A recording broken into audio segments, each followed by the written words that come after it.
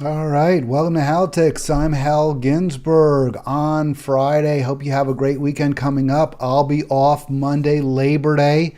Hope you get that day off as well. Let's get right to it. I often, and by the way, it is the free for all, so that means you call in 240-363-7190. Really hope you will join me at some point in today's program. It's so much more fun for me. Honestly, look, I do this to talk to you. So this is much more fun if you call me and we have a dialogue. No guests today. We will be having some guests next week, I hope, including, of course, Arlen for sure and others as well starting Tuesday. Click the like, click subscribe. That certainly helps me out. One thing that I have focused on at various times, various programs, is animals, our animals. And our other species, what we are doing to them. When I lived in Monterey and even now on the East Coast, I talk about Monterey Bay and the remarkable diversity of life in that body of water. Well, we have a similar body. Actually, it's a little bit more closed off. I always thought the Monterey Bay was kind of interesting because it's very, very open to the sea, to the ocean, the Pacific Ocean, of course. Whereas the Chesapeake Bay is much more sheltered. It goes far further inland. There's not really like an ocean beach. I mean, even Monterey Beach, which is, of course, or Pacific Grove, Asilomar, those are, I guess, I don't know if Asilomar is right on the Pacific, but certainly the bays that we see or the beaches on the inside of the bay get very strong waves because they're not closed completely to the ocean, whereas Chesapeake Bay certainly is. So it's a little bit different. It's a little more brackish. There's more fresh water than the than the Monterey Bay, which is, all salt. So you get a lot of diversity in the Chesapeake Bay. And here we see an ocean species frolicking there, two Atlantic bottlenose dolphins leaping out of the waters. The Chesapeake Bay is very polluted, much more so than the Monterey Bay, partly because it's not nearly as open to the ocean. There's a lot of ag runoff, just as there is, by the way, in Monterey Bay, but it doesn't get to the ocean as quickly or as thoroughly. Also, there are far more people, many, many millions of people living along or close to in the watershed of the Chesapeake Bay. So it is nice to see that despite the amount of water pollution in that bay, you still have the dolphins visiting. Is this a positive? How positive can we take this? And I was very curious. This was in today's Baltimore Sun, so that's why I decided to talk about it, especially on the free for all. So it can go in any direction, of course, on the free for all. Here is from that article. Yes, they do have big brains, but that water in the bay, only a D plus grade. That does not sound good at all. Not something I would want to swim in. I have been in the Chesapeake Bay. It is very warm. It's relatively shallow. It is sheltered from the ocean, so it gets a lot warmer than other areas. And you can see there from the Chesapeake Bay Foundation that the D plus is a result of urban and suburban polluted runoff, which is increasing, and we have problematic enforcement as well. So despite all that, the dolphins keep coming back. Apparently, they've been there for at least 20 million years based on fossil records. And I would just want to say this is something that when I talk about the climate crisis, when I talk about the ecocide, it's not just humans. I mean, we're obviously species centric. All species think of themselves first, I suppose, although I guess dogs, do they? Do dogs think of us before they even think of other dogs? They may. If there's like a fire or some danger that they face, they run to us first to protect us and also to seek help from us. So maybe some species aren't as species centric as humans are. We seem to care more or only about ourselves. We shouldn't. need to think about other animals, other species. And at some point, those dolphins will disappear. We've seen dolphins disappear from many other waterways in China. I remember talking about the Baiji, small little dolphin that would swim up I think the Yangtze River basically is extinguished now because of the pollution. At some point, the water gets too polluted for the dolphins, and then they have nowhere to go and they die. So we have to do our best to try to protect them and fight against these terrible threats to their environment, their ecology. And obviously we're not doing. Maybe we are. Maybe we're doing a little bit better. That's what this article seems to suggest. Is that the marine biologists don't really know what's going on. They do their report cards. They test the water levels, the salinity. They test how much nitrogen gets in there from runoff, but they really don't know. So the Chesapeake Dolphin Watch at University of Maryland says there's still 2,000 dolphins that visit the bay. They come in the summer, and then when it gets cold in there, because as I mentioned, it gets hotter in the summer. I guess they don't mind the warm water. They don't like it when it gets very cold. So they swim out to the ocean then and swim south, migrate south. So could the bay be healthier than we think, or are the dolphins here because the water quality and food sources are even worse elsewhere? So it's not as though they particularly like the bay, it's just that it could be worse. And it's probably really just a matter of familiarity, right? I mean, they believe, the marine biologists, that these dolphins may well be simply tracking the, fin steps, I was going to say footsteps, tracking the fin steps of their ancestors who have been coming to the bay for at least 20 million years. Really fascinating, and the answer is we just don't know. More research is needed. Let's hope they'll do it before we fully understand the dolphin presence in the bay. I mean, I talk about stories like this because to me there is so much wonder, so much beauty that we need to consider in the natural world, and it seems as though this is largely absent from the transactional economy, political economy that we have created. And it is certainly one that causes us to die young, causes us to live lives when we are alive, which our lives aren't as long as they should be, that are more stressful, that are less filled with wonder, less filled with riches, with beauty. And most of us aren't benefiting anyway. I mean, it's not like there's some sort of economic benefit.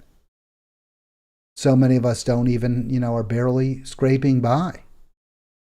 We must look in a different direction. We must look for a different economic, political solution to the one we have now, this neoliberal, neocon hegemony. And it's bad for us, but, think how bad it is for people living in Ukraine right now, where their entire country is being devastated, decimated, destroyed by the search for more open markets, more labor supplies, and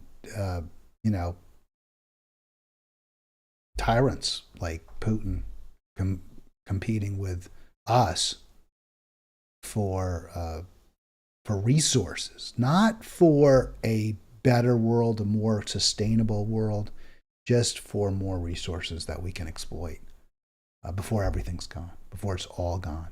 So I do this program because I'm hoping to, promote the interests of people who don't get reported on, whose concerns are generally not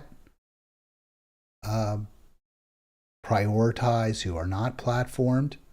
And not just people, but also species as well, animals as well. So there you can see those two dolphins frolicking in the bay. Long may they do so. All right, join me 240-363-7190 on this free for all. May not go for too long today. I often say that, then sometimes I lie to you and I actually go for the full hour. I doubt that will happen today unless you call, and I hope you do. I hope you call 240-363-7190. We can talk about any topic, including, of course, what I visited earlier this week, the situation with Dr. West and his tax issues. The issue that he was found to owe back child support, although his children now are both adults. We can talk about that, whether that impacts on your belief that he should be president, or whether you would even consider voting for him. Has that changed? I have mentioned that I'm not thrilled about it. I do think it's a problem, but I will still, or I'm certainly still planning to vote for Dr. West. And that is because I believe he is the one candidate who will, if he is elected, make things better. I don't believe that either Biden or certainly not Trump will make things better. And none of the other Republicans would either. And, RFK Jr. and Marianne Williamson are very problematic for me. So I'm there with West if you want to talk about that. If you want to talk about the California Senate race coming up with Feinstein retiring, that is certainly an interesting topic with 3 Democrats. Schiff, I certainly have zero respect for. I believe he is one of the bigger problems in Congress. Katie Porter and Barbara Lee, I have much warmer feelings towards. I'm not that familiar with their records. I think Barbara Lee is the most progressive. We'll be discussing this with Arlen on Tuesday. If you have any thoughts, that's certainly up for discussion. In fact, anything is. It is the free-for-all. Click subscribe, click like if you get a chance. Let me get to an email. This was from my inbox. Let's see, when did I get it? This does not have the date on it. It probably came in early this morning or late last night. I certainly first saw it. Maybe I saw it yesterday. So I don't want to be too misrepresentative. So this came in. I was intrigued because, first of all, look, people shouldn't be facing the death penalty because of their identity. You shouldn't be at risk of being executed. You shouldn't be at risk of any penalty at all because you're gay or because you're trans. That just should be legal. It's just who you are. And no one should be facing risk of life, limb, safety, happiness because they're gay or trans or anything like that. Now, folks know that I am not a huge supporter of identity politics. In other words, I don't believe we should elevate the parochial or that's the right parochial or specific concerns of a group to which we are a member or of which we are a member above that of all people in society or all struggling people, working people. I think that is politically problematic. In other words, if we talk only about the concerns of the gay community, only talk about concerns of the immigrant community, then we risk, and we almost certainly will alienate other people who have similar interests. So I think that's a problem. But if people are facing being executed or are being executed because they're gay, that's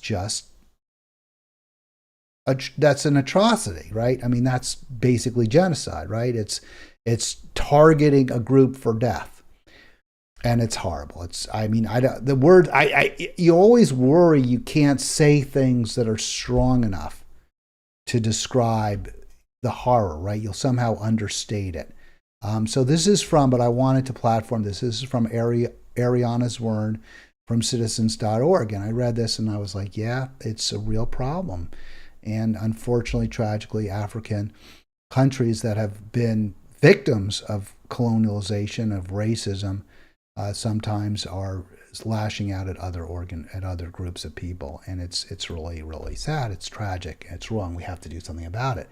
And what became more interesting, what kind of drove this to me as interest, was that the email from Ariana Zwern of citizens.org does call out President Biden because he is not taking action against potential similar death sentences levied against gays in Kenya, because right now he is seeking a trade deal with Kenya.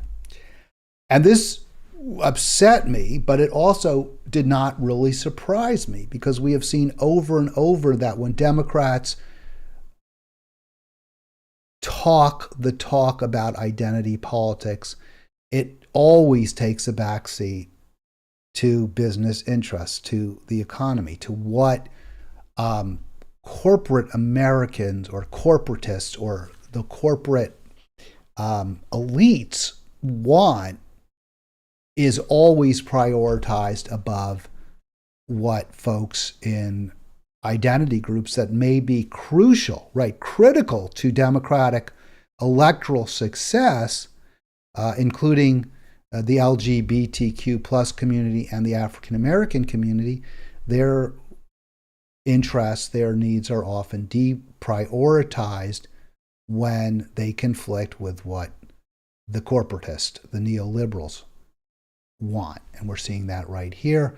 We're seeing that often with, the African American community is often paid lip service to by the Democratic elites, but the policies that would really improve the quality of their lives, of the lives of African Americans and other poor, struggling, and working class Americans, are generally not prioritized. So we're seeing that with this deal with Kenya. And I wanted to really, really, really look into this. Like, what's going on? Why is there some trade deal? What are Biden's trade policies, where he would apparently, at least according to this email from Ariana Zwern of citizens.org, deprecate, reduce the priority afforded protecting gays in Kenya because he's putting a trade deal first. And I also wanted to simply confirm this email, and I did a little research. I don't have all of the I didn't put the sources that I went to, but basically this was confirmed.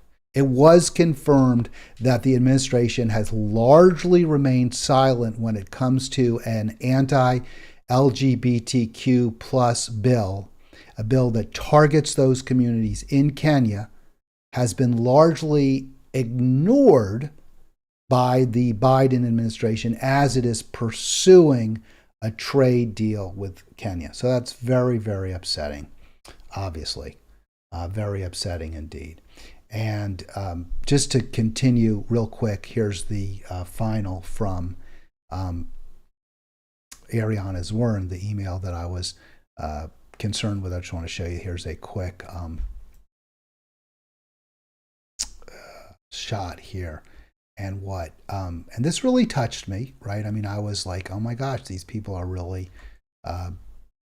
they're at risk. I mean, what should our foreign policy be? Should our foreign policy prioritize a trade deal, or should it prioritize protecting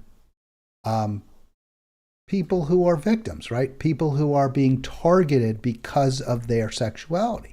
And to me, this is such a no-brainer. I mean, I don't even get how this could even be an issue. We cannot allow queer lives to be sacrificed in the name of a trade deal. As a queer young adult myself, this news is devastating. Join me and allies across East Africa as we take a stand against homophobia. So, yeah. what should a good trade policy look like? Now, for me, the first thing is obviously we should be our foreign policy should be about trying to protect people, protect lives, right? So what we're doing in, some would say, well, what we're doing in Ukraine is protecting Ukraine. I would say what we're doing in Ukraine is leading to more and more death. And so that's why when Trump said, I want the killing to stop, I want people to stop dying, that touched me because that's exactly what I want. And that's the first priority. That's why I say we need to be pushing for a ceasefire, which is the opposite of what we're doing. We're putting conditions on negotiating with Russia rather than saying, let's negotiate first. When it comes to a country like Kenya, which is English speaking, which is relatively democratic, we should be pushing them, urging them to protect the gay population, to stop targeting them, to doing everything possible to tamp down homophobia. That should be our foreign policy priority with respect, at least one of our priorities, certainly a top priority, not a trade deal. How do we balance that? How do we balance our interest in trading in a way that's good for workers, good for presumably consumers, and also protecting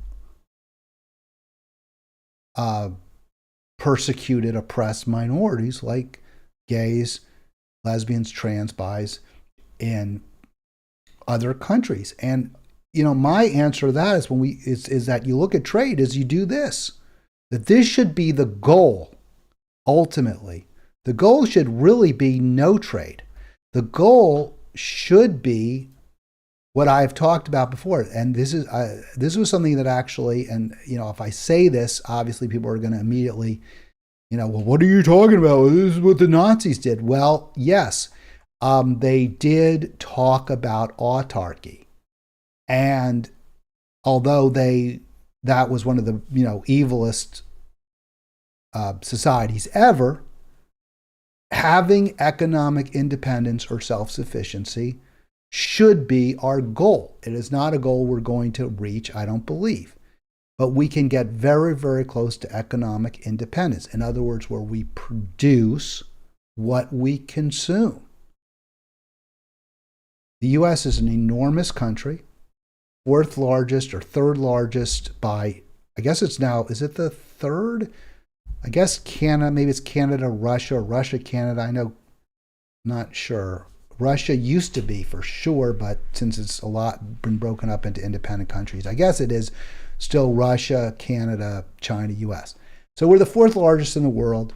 We have we're remarkable resources. There's zero reason we can't be almost completely economically independent. I know there's some rare earth metals maybe that we get from Asia and Africa. We like our bananas, but maybe we would have trouble growing bananas. I'm not sure in this country. So there are a few items that we like to consume, that we would have trouble producing here. But we certainly can get very, very close to that dream. And there's so many benefits.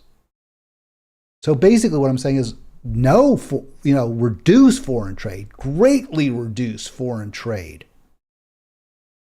We should be economically independent. We should not be looking to other countries for our bread and cheese, and certainly not for our weaponry, our technology, none of that.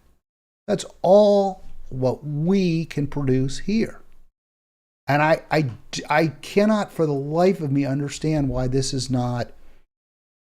Well, I do understand why it isn't, because labor is cheaper in other countries. It's resulted in enormous profits for global elites to manufacture goods for this market, the richest in the world, the largest in the world in terms of total consumption. Maybe China's now past us, but it's close. But it's not to our benefit. This is what we should be striving for, an autarky. Will we get there? Probably not. And it's not ideal. I think we should trade. We should look. We make bourbon. Scotland makes scotch. Some people in Scotland want bourbon. Some people in the U.S. want scotch. So let's trade. I mean, that makes perfect sense. But a computer, which we can make here just as well or better than in other countries, there's zero reason for us not to make it here. Joe Biden kind of sort of gets this. He sort of does, at least according to Politico. Remember, this discussion is triggered by what I read. And again, I want you to join me if you want to get into this. 240-363-7190. By the way, Shade, I am checking the chat to see if anyone's commenting, and also, of course, looking for calls. It seems like Biden kind of gets it, that the focus on free trade since at least Reagan, if not before, where we've been moving more and more towards reducing trade barriers, has been disastrous. And I give and by the way, Biden does it just like Biden kind of gets some credit, for sure, for pulling us out of Afghanistan. I think ultimately you got to give more, don't you, to Trump? I mean, that was the right thing to do. And it was Trump who negotiated that pullout. So doesn't he have to get a little more credit? Just as Biden will get some credit for me for at least talking the talk when it comes to ending the free trade era. Doesn't Trump really get the credit? I mean, he was running against a total free trader in 2016. Obama was a free trader on steroids. He pushed for the TPP, which ultimately went down because of that election and because of pushback. But he had also negotiated very, very harmful trade deals, free trade deals with Panama, with Colombia, and with Korea, South Korea. So, I mean, two really momentous changes in our policies. I think Trump, and in a positive direction, you have to give some credit to Trump. At least starting to move away from free trade. Now, Trump's trade policies were not particularly well thought out, but still, it was an important pivot. And Biden gets it, to his credit. Joe from Scranton gets it. And you can see here, he wants this is from our friends at Politico, July 3rd. He wants a new economic order breaking from decades of trade rules, right? The established trade rules were more and more multilateral, quote, free, unquote, trade deals. And he's got Catherine Tai pushing for that. So that's good. That's good. And remember, and I was like reading this, I was like, well, then if this is all true, if he gets that free trade really only benefits elites and hurts working class people, why is he, and I know some people say, well, consumers, you get your cell phone a little cheaper. I think the costs ultimately are greater than the benefits, even to you. The costs in products that don't last very long, that, we bought a TV, got a widescreen TV from Best Buy a little over 2 years ago. The warranty expired after 1 year. Within 18 months, the tube was gone. It was shot. I don't know if they use a tube, whatever. The display, it was busted. Now it's unbelievable. 18 months. My mom was telling me about her refrigerator is about 5 years old. I have a 38-year-old oven. I'm doing everything I possibly can to keep that sucker going. The new ones, they don't last more than 8 to 10 years. I'm going to repair it myself if I possibly can, and I'm going to try my best, because these products that are manufactured overseas, and this is no disrespect to the workers there, to the labor, but we have much less control over the product manufacturing, and they're made to very, very precise standards with virtually no redundancy. we would be so much better served if we were making those items in this country. Even if they were relatively short-lived or short-lived as they are now, at least that money would be staying and multiplying through our economy.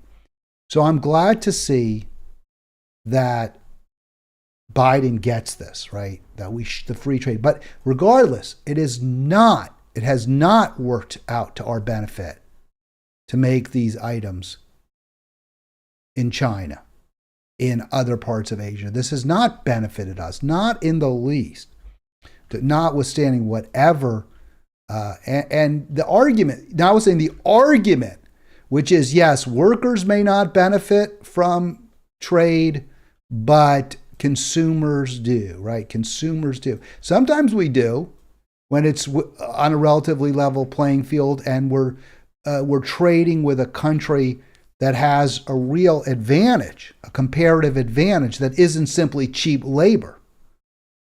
Like, as I mentioned before, the Scotch make better Scotch whiskey, we make better bourbon whiskey. So we're all benefit if we trade a certain, 100,000, they get 100,000 bottles of our bourbon and we get 100,000 bottles of their Scotch and everybody's happier. But that isn't the case when we just import 10 million computers where we pay the workers there $1 an hour. We don't even have workers assembling computers anymore.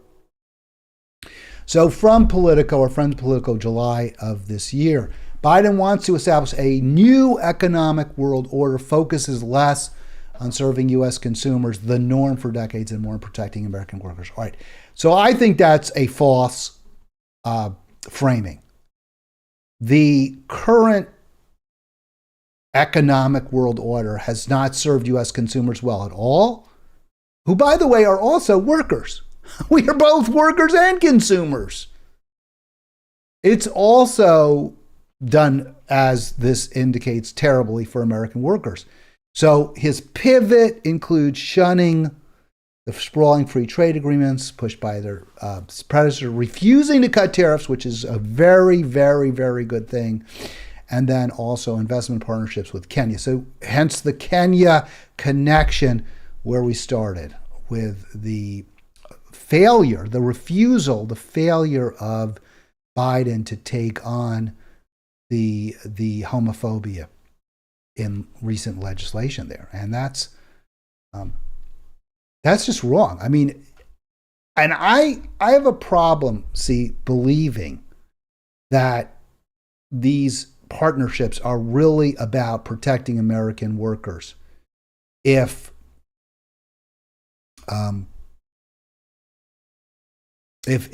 Biden is so focused on getting this deal through with Kenya that he is not going to challenge them on homophobic legislation. Because if the concern is just protecting American workers, that's easily done. You just simply, again, you put tariffs on goods that come from Kenya. You say, no, we're not going to bring those products into our country. We're going to make it more expensive. But really what I think Biden wants from Kenya is the rare earth metals that we use in our cell phones and in our batteries. And that isn't about better on protecting American workers. That's on cheaper cell phones. That's on not finding alternatives to lithium, which maybe there really aren't any. And if there aren't, well, then maybe we need to stop using these phones because they're so harmful for the environment. And people say, well, what about our batteries for our autos and stuff? Yeah, that's right. We may have to move just completely away from the self-driving, from personal transportation devices, even electric ones. But if we're going to have a deal with Kenya, then we say to them, okay, we want to work with you. We do want some of your metals, your minerals, which we don't have, but we're not going to go bust up. It's not that important to us that we're going to overlook you're violating human rights. And that comes about the ability, the power to call for good, for a better world, comes about when you have that autarky, or you're close to that autarky, where you manufacture, produce at home. You don't look for overseas trade to service for your needs. It's really interesting because the pivot, according to Politico, is to protect American labor, not to get the best deal for American consumers, right? We're going to put the interests of workers over the interests of consumers, even though they're pretty much the same. But if you read into that Politico article, you see very quickly that consumers haven't been benefiting either from the cheap products in particular. I mean, in the short run you do. But remember, so much of the reduced labor costs are not passed to the consumer. They're consumed by the producer, by the distributors, in the form of higher profit margins.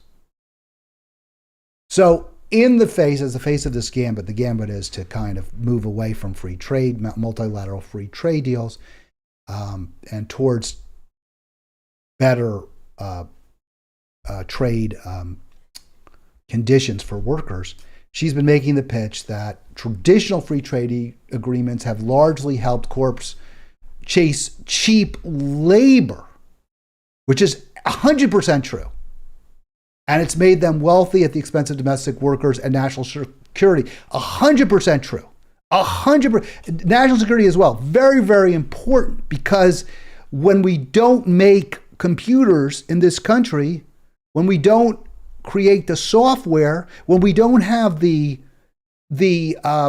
well of knowledge that comes from creating these products and services and software ourselves, we're obviously at much greater risk in an interconnected world.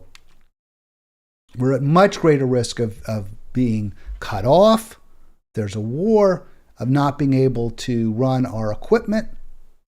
So, of course, that's correct. And she says, Catherine Tai, she wants new agreements raising global labor and environmental standards and making more essential goods in the U.S. or allied nations. All right, we should definitely make more essential goods here. I think this focus on raising global labor and environmental standards is a fool's errand. It's very, very difficult. It's a fool's errand when it comes to economics. That should be our foreign policy.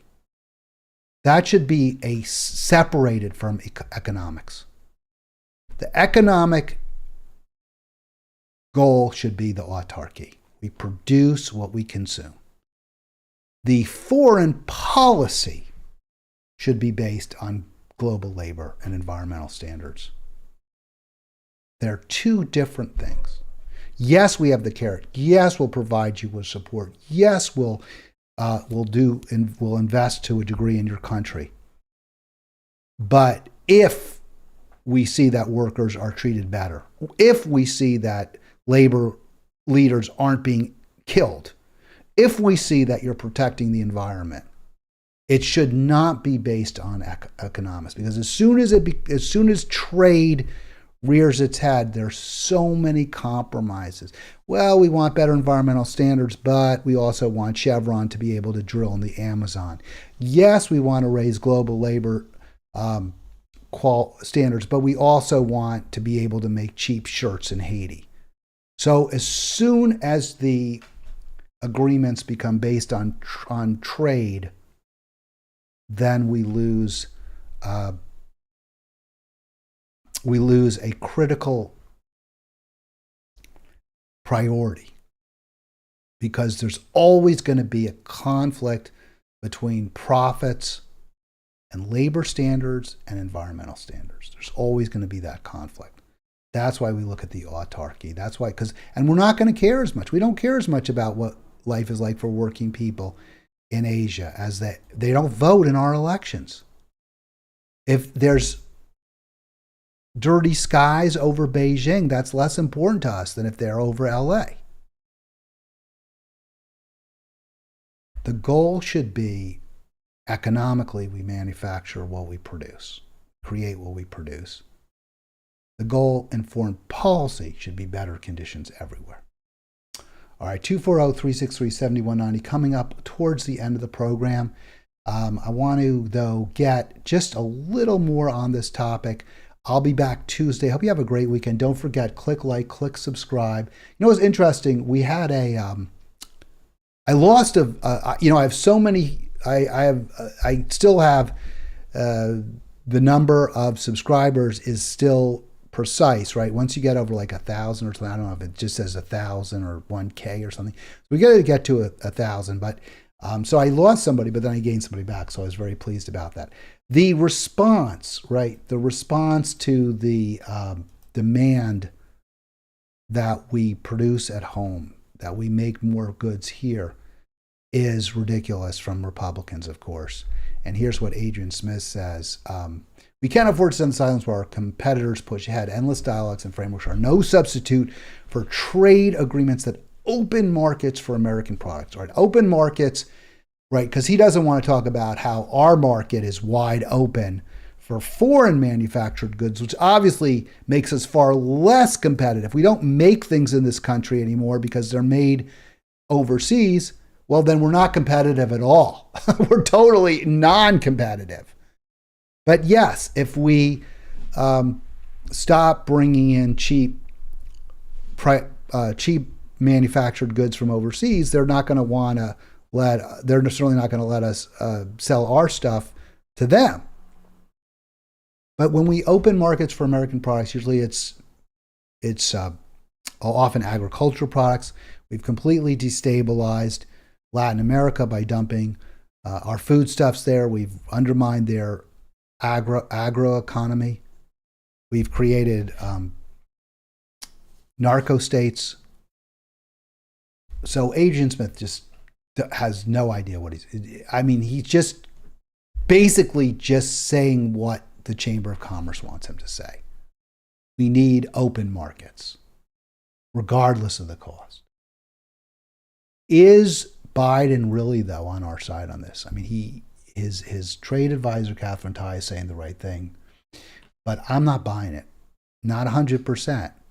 If I really believed he was fighting for working people, trying desperately to end the globalism that's caused so much harm to working people in this country, and also to consumers too, because we got this junky goods now. But if you read deeper into the article, you'll see that really Biden isn't. For example, he wants to facilitate imports from Japan, even to the point where he's going to agree to reduced protections for labor and environment. That doesn't sound like autarky. That doesn't sound like prioritizing the environment and labor. Just the opposite. The administration wants 13 other countries of Asia Pacific. I guess this is sort of like the TPP groups. He wants them to commit to new rules on labor, supply chains, right? Because the supply chains are a big problem since we're dependent on supply chains from all different countries. If there's any kind of disruption, any kind of revolution or war, we don't get our items that often critical, like baby formula. We don't get them in a timely fashion. Again, autarky. So pharmaceuticals, autarky. Let's make it here. We don't get those in a timely fashion. Biden wants them to commit to new rules, but he doesn't want the incentives or enforcement measures. Well, so they're toothless. I mean, you just keep coming around, coming around, coming around to a administration that kind of clueless, can talk big, sometimes does some positive things, but in the end is just simply not committed to the transformational politics we need. Manufacturing at home, autarky, uh, ending the endless wars, truly clean, green, sustainable economy. We're not getting that from Joe Biden. We'll never get that from the Democratic Party as long as we vote for them with the any blue will do mantra. All right, that's going to do it for me. I was hoping to talk to you this today. I did not get that opportunity, but next week is always going to be there, and I'll be on Tuesday. Have a great weekend. Thank you so much for being part of Halitics. Click like, click subscribe. I'll be back next week.